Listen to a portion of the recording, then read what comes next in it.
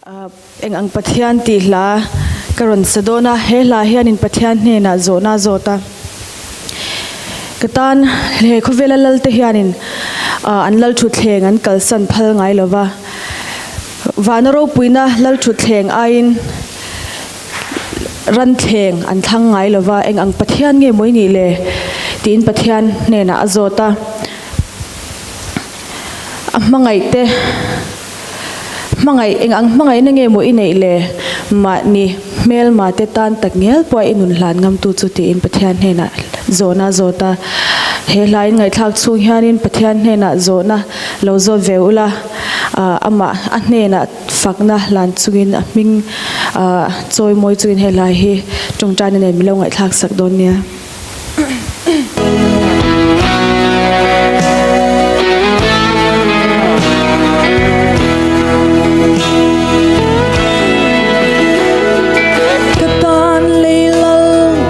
an thu nei na an kal san ngai lova ro pui na lal thu the ngai in ran the an thang ngai hek love eng ang pathian de moi ni le thil siam te ngai in siam le eng ang mangai na nge moi nei le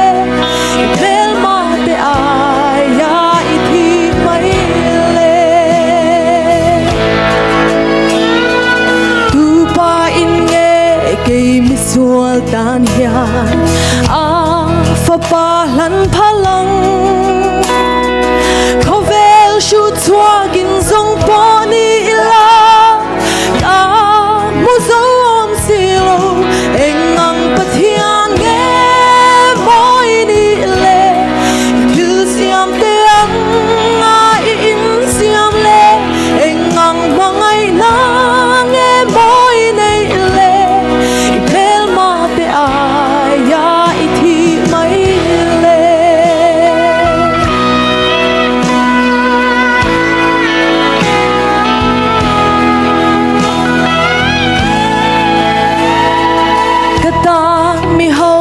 sa ten le ro sum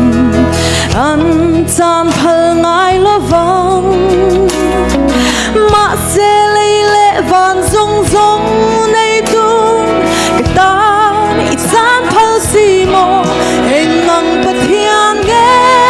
moi ni le thil siam te ngai in siam le eng ang mangai na nge moi nei le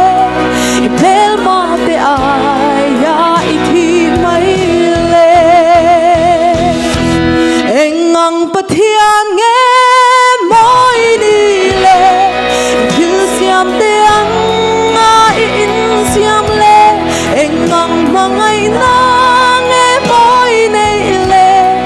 pel ma te ai ya ithi mai le